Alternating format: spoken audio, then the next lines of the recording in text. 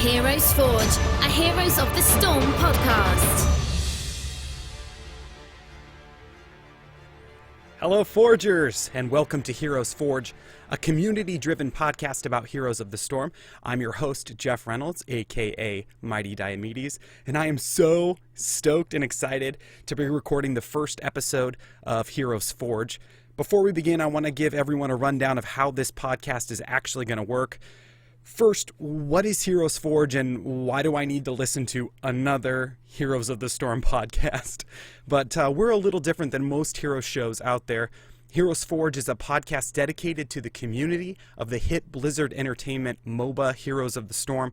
Each week, join me and other members of the Blizzard community on a fun and lighthearted journey to envision new heroes from the Blizzard universe for use in Heroes of the Storm. Nothing's going to be off limits for us, and it's going to be a blast just getting these heroes together for the Nexus.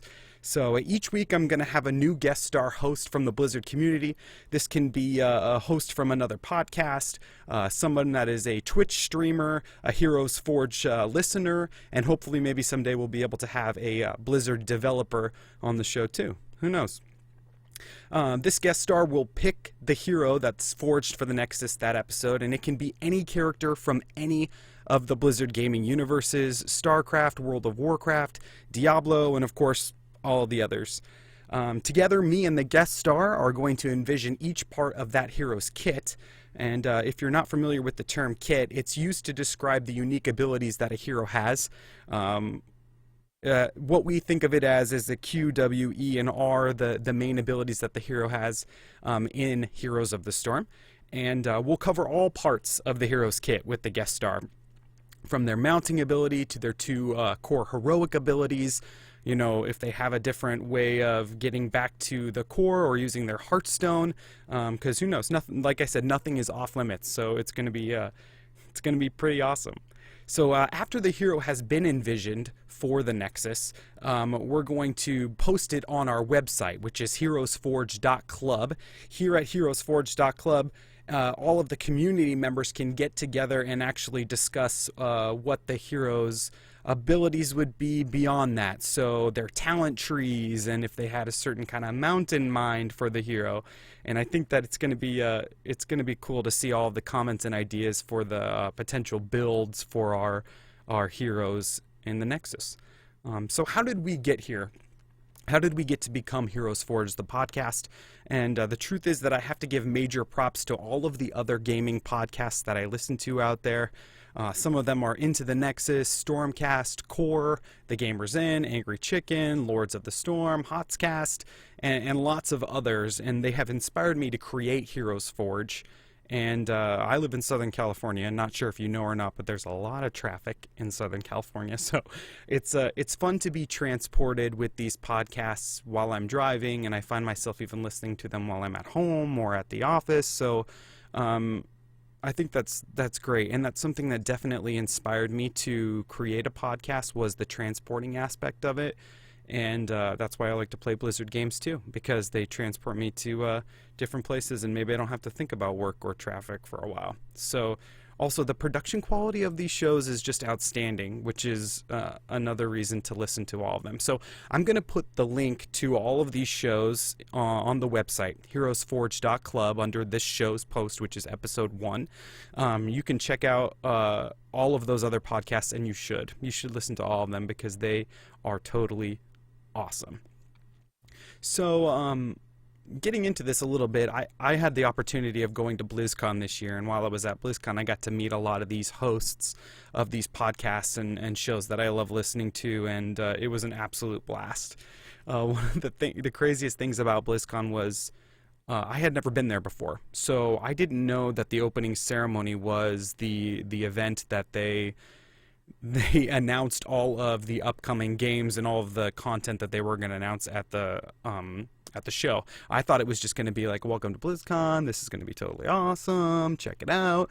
But in reality, it was when they kind of just told you everything that was going to happen, and everything that they were going to release, and all the secrets that they had been keeping for probably more than a year were just, released out to the public. And, there were 28,000 people, or however many, I think that was how many they had there, sitting, at the same convention center, and everyone there was passionate about the same thing, which is crazy if you think about it. I don't think there's anything else in the world where there are that many people that are extremely passionate about the same thing.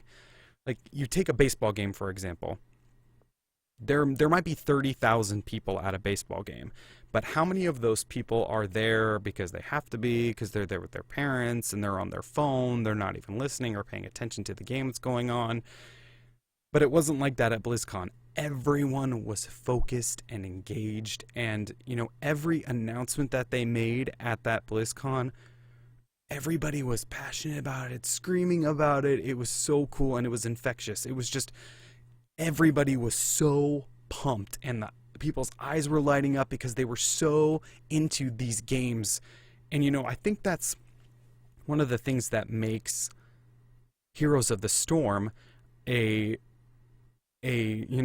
perfect formula, is that Blizzard has taken all these characters that we know and love, that we've known and loved for many years, and they're mashing them up in this fun, battle arena where we're fighting each other, and the stories don't make sense, but that doesn't matter because all these heroes are just coming together to battle. And I think it's great. And these characters, we have a connection to them, like it kind of has like a Pixar feel to it. And if you've seen Toy Story 3, if you haven't, spoiler alert, and you should go watch that movie now. But in Toy Story 3, at the end of the film, or what you think is the end of the film, all the toys that you've known and loved for all of these years are riding trash down into a trash compactor, and you can't help but shed a tear for these fictional characters that that you think it's going to be the end of these characters. And how are they going to get out of this? And, what's going to happen? And Blizzard games have that same type of feel where we become passionate and connected to these heroes. I'm watching the Legion trailer at the announcement ceremony, and I haven't played WoW in a while, but I'm watching this and I'm getting pumped for it. And the cinematography is amazing, and everything is just fantastic. And that's the golden recipe, I think, that Blizzard has created, is taking these characters we care about and putting them in a game where we can play them all together.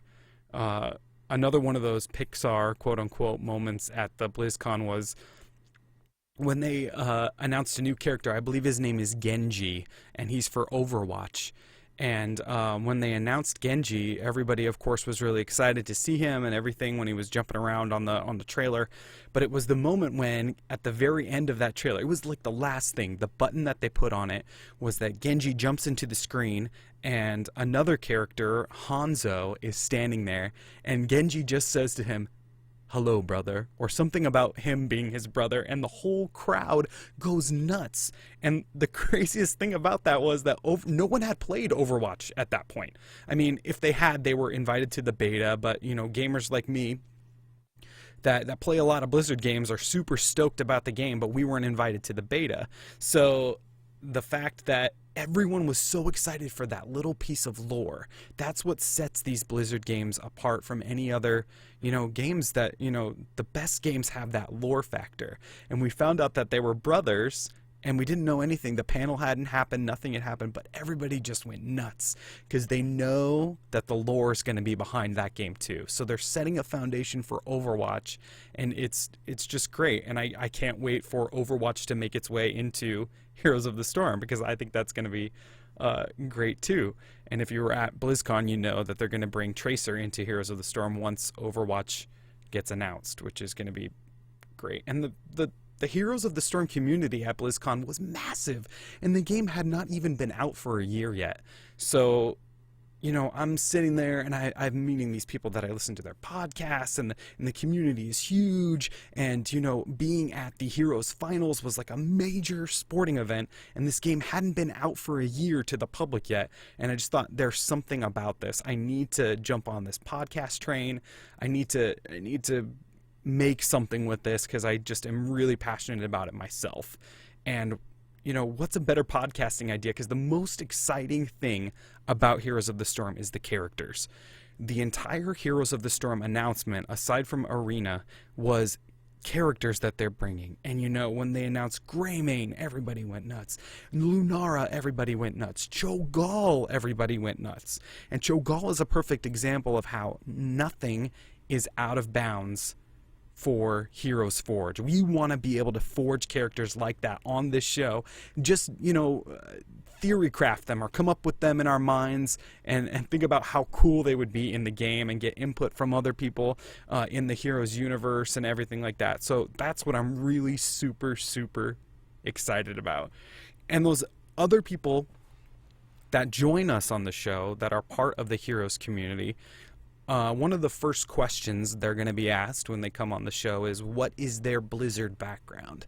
What is their background with Blizzard games? What games do they love the most? Do they have a favorite character? Are they, super excited for the upcoming characters? And they're just going to feel it out. So I thought this first intro episode, I would give you my background on Blizzard gaming. And I want to start out with a disclaimer that I am not an expert.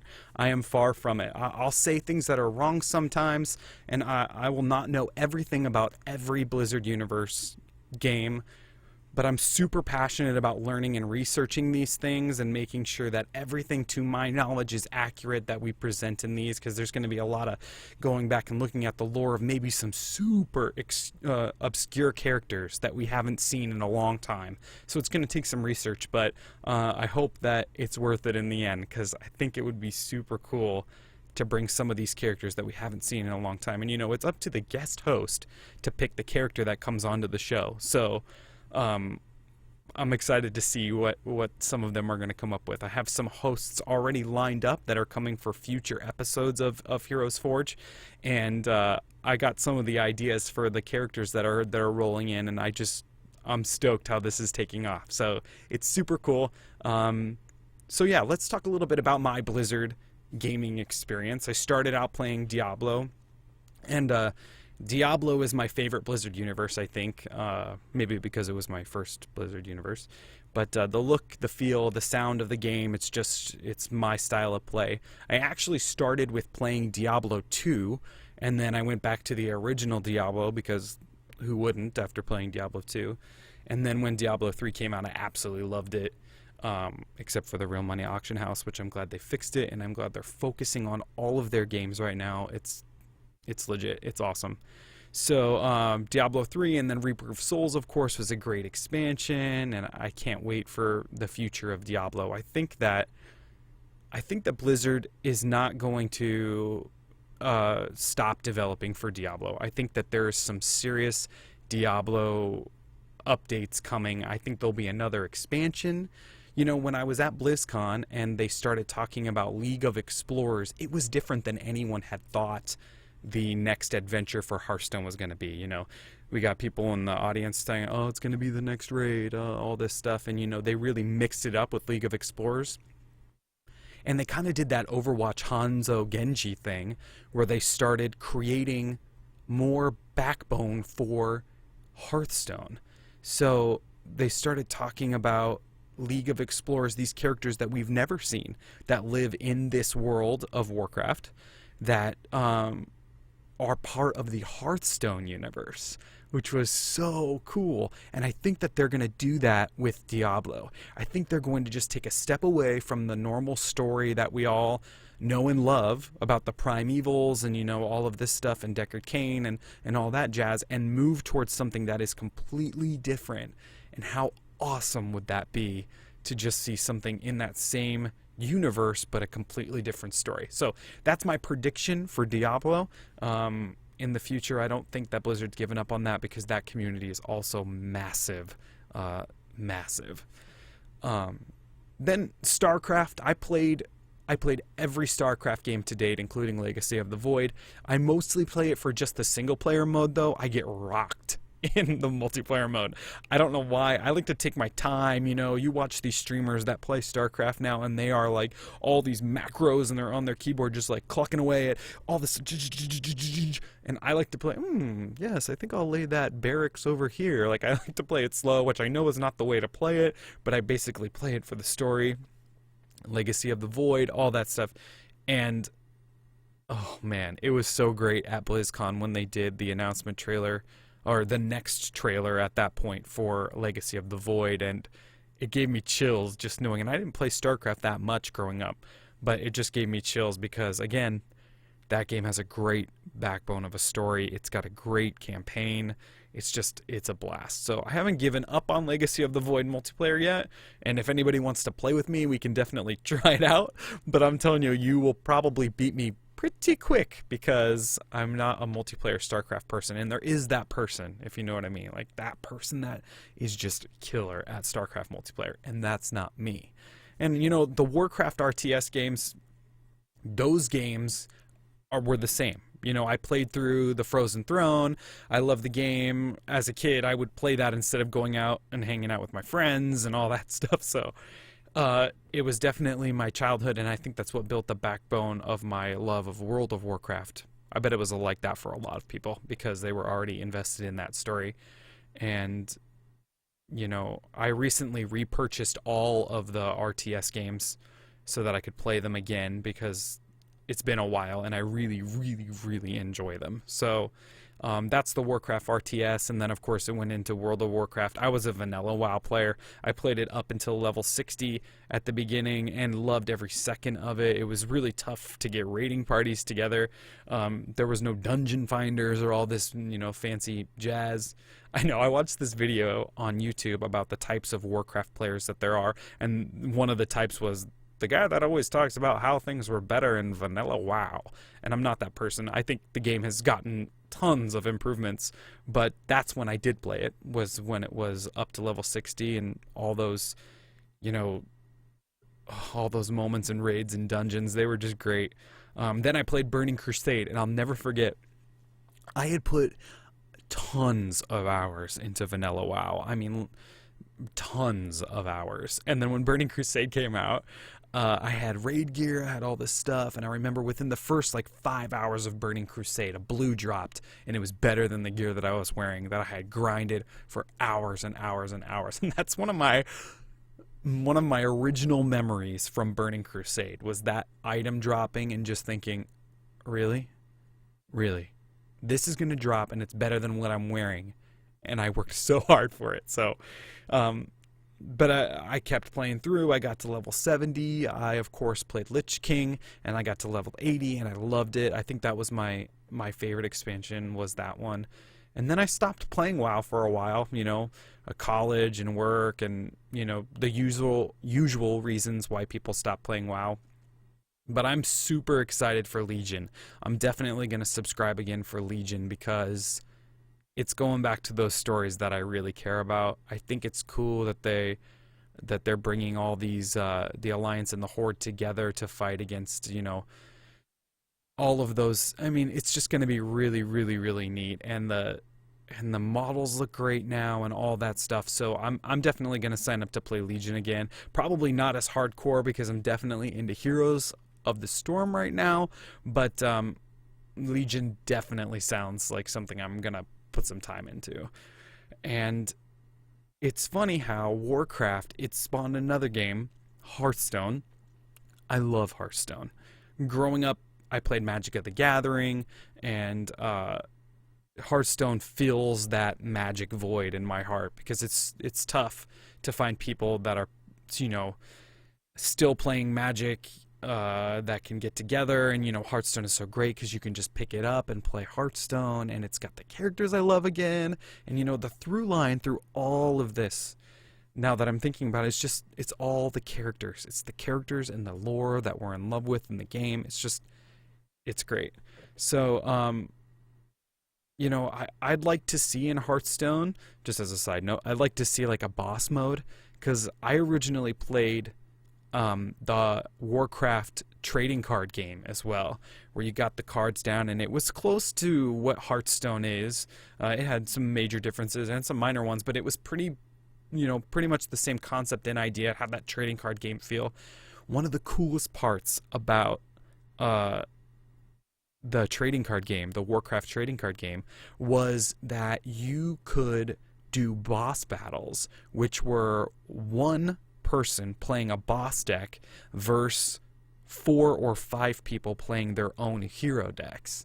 So for example, the boss player would be playing Onyxia, and they would have a set of rules that they would have to adhere to in order to play the game. and then the other 5 people are combating against Onyxia. And then what made it even more awesome is that if you beat Onyxia, and the boss player would, in a good boss fight, they would be trying to beat you too. And if you beat Onyxia, at the end there were loot cards, actual physical cards that were loot, and on the card it had a code that you could scratch off and get in-game loot for Warcraft. So that was awesome. Imagine that in Hearthstone. Imagine if someone could actually play a boss and then have 5 other people combating against the boss. I just think that would be really cool. It'd be tough probably because you might find people that just threw the game if they were the boss. But maybe the boss is AI. Maybe the boss isn't a player. Although I do think the boss being a player would be legit. I think that would be really cool. But if they could find a way to do that, I think that would be so awesome. But anyway, that's the tangent about the Warcraft trading card game. You can still find those loot cards on eBay if you look up the boss loot cards from the trading card game, and you can get some of those unique items for the game, which is kind of a throwback to see people that have those items in Warcraft. I've seen some videos of it, and it's a definite throwback to the days of the trading card game. So that moves us into Heroes of the Storm. The game, I was lucky enough to get into the beta. I had never played a MOBA before, so I got into the beta, and of course when you see that, I was playing Diablo 3 still at the time, over and over and over and over again. And when I saw that beta for a Blizzard game, I jumped right on it, and at the beginning I was really bad, and I'm still not great, but I love the game. I'm super passionate about getting better. I take Heroes lessons from Kyle Ferguson, who's one of the hosts on Into the Nexus, the podcast I talked about earlier. If you are looking to get better at the game, he is awesome, and you should check it out. His website is kyleferguson.com. You can sign up for Heroes lessons on there, and he is awesome. Great teacher. He's super patient.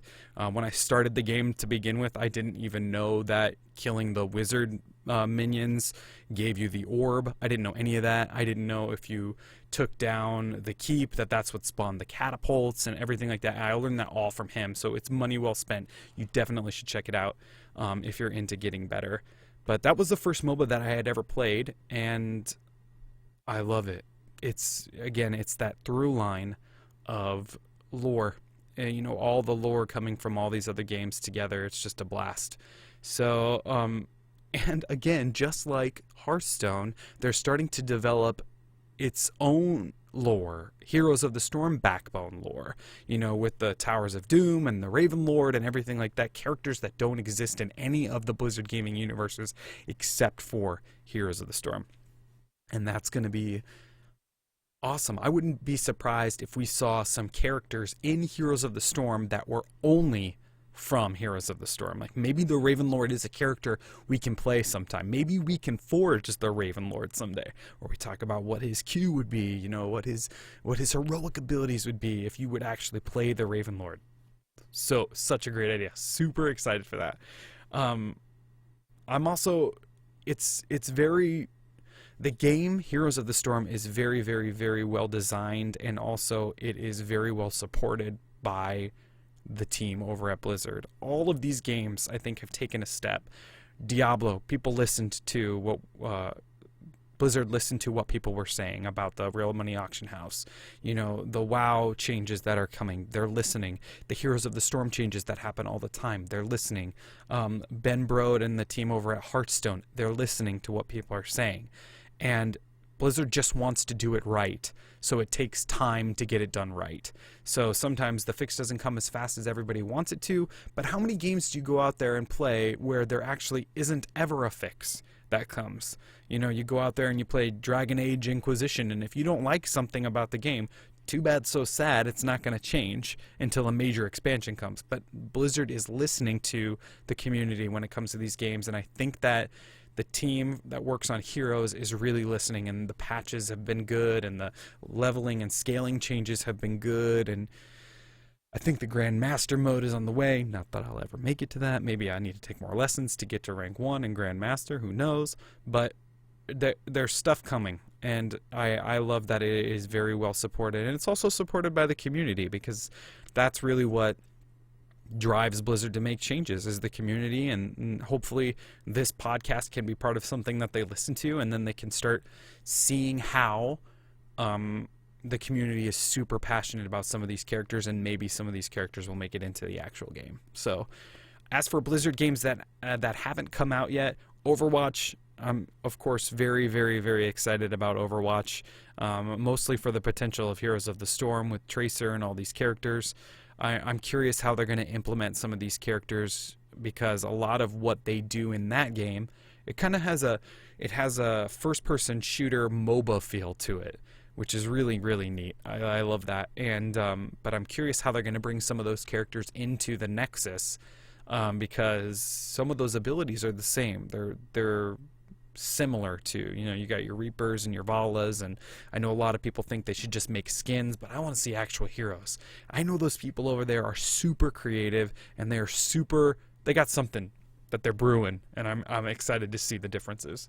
So I played Overwatch at BlizzCon, and I got completely dominated. I'm not a PC FPS gamer, but I loved it. I thought it was great. Obviously, it looks gorgeous. It's a great running game. At BlizzCon, everyone there was super, supportive and helpful at the booth, and it felt really good, even though we got rocked on my team, and I had a 6-year-old kid on my team, and he was doing way better than me. And at the end of the game, I asked him if he gave lessons, and he said no. So he didn't have time for me, but it was a great experience to play Overwatch there. As far as games that aren't related to Blizzard, I play a lot of console games. I have an Xbox One. I played Destiny all the way through. I played a lot of different games, and but I always gravitated back to the Blizzard games because, again, the community and everything about Blizzard was really the driving force behind my love for it. So that's where we're at with that. That's pretty much my Blizzard background, my gaming background, with all the games that have come out and all the games that will be. I don't remember any of the, what do they call them, classic Blizzard titles that I played. I might have and not even known. I had a PlayStation, I had a Super Nintendo, so I might have played those older games, Lost Vikings, things like that, and just not known it. But yeah, so there'll always be heroes from the Blizzard universe that we can forge on this show. Always, because there's thousands. There's thousands of characters from just, Warcraft alone. From World of Warcraft alone, there's thousands of characters. At the end of the year, this year, it'll be interesting to see what heroes we forged for the Nexus from this show every week. And the ones that made the game. Maybe some of the heroes that we forge would make it into the actual game, not the way that we designed them maybe, but maybe they'll have some similarities or differences, and then it'll be fun to discuss what the similarities or differences were and why. Now, we're not game designers here. We just have ideas. So what we're going to do is come up with some ideas, and then Blizzard obviously has their ideas, and it'd be fun to compare the two. Oh, that wouldn't work because, it would make it really OP and things like that. And, who knows, maybe we'll just give heroes some OP powers for fun, because, again, we're not game designers, and these characters aren't actually going into the game. But it'd be fun to see what some of them could do. So I read this article that was talking about New Year's gaming resolutions, and this is my New Year's gaming resolution. 52 episodes in 2016, so an episode every week, at least one episode every week for a year. And who knows, maybe someday we'll have a permanent co-host for the show.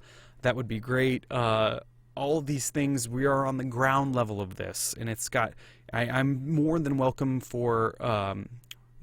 to any sort of feedback. You can send your feedback to contactheroesforge@gmail.com about the show. That way we can, just like the Blizzard community, we can send our feedback in, and then I hope that we can make changes to make the show what all the listeners want it to be. So that's my New Year's gaming resolution, 52 episodes in 2016. So next week is going to be our first official forging of a hero for the Nexus. We'll be joined by none other than the amazing host of the Into the Nexus pre-show, Kristen Ashton. I'm stoked to have her on the show and find out what hero we'll be forging. Who knows what hero we're going to be forging, and I think it should be an absolute blast. Make sure that you tune in live on twitch.tv/HeroesForge next Sunday the 10th at 7 o'clock Pacific time for the first ever hero forging. I hope that 1 year from now, I'm sitting here and I'm doing a solo show for, setting up the year 2017, and I'm saying we forged over 50 heroes for the Nexus last year, and then setting some outstanding resolution for that year as well. So I'm not going to give up on this. We're going to be forging heroes all year long. So if you want to be on the show, or you have an idea for heroes that should be forged for the Nexus, please visit our HeroesForge website at HeroesForge.club, and you can send us an email at contactheroesforge@gmail.com. So we have a website, HeroesForge.club. It doesn't have a whole lot of info on it now, just the show times and a place that you can submit things. So check it out there. All of the episodes that we record live on Twitch will be posted on the website, as well as our YouTube link, which is youtube.com/HeroesForge. You can also find us on Twitter at Forge Heroes, FORGEHEROES, Forge Heroes. And like I said, the audio version of this can actually be found on iTunes. We're going to post the podcast up there, so you can subscribe on iTunes and then get automatic feeds of when the show is posted there after the live show on Sunday nights at 7 o'clock Eastern. So if you'd like to support the show, we have our own Patreon site over at patreon.com/HeroesForge. If you want to be a supporter from the show from the ground level up, we have some great goals over on our Patreon page for episodes and shows that we would like to do in the future. Forging Battlegrounds, having an episode where we actually talk about some of the heroes that are in the Nexus and what we would have changed for it. So some really cool Patreon goals over there, and we really appreciate your support if you do go over to patreon.com and check it out. So I think that's about it for this first intro episode. Again, I'm super, super, super excited to be here, to be the first episode. Podcasting is something that I'm super passionate about now, and I'm excited to be here with you. So don't forget to watch next week's show with Kristen, and it's going to be great. Thank you for listening to Heroes Forge. This is our first intro episode, and we will definitely see you in the real world.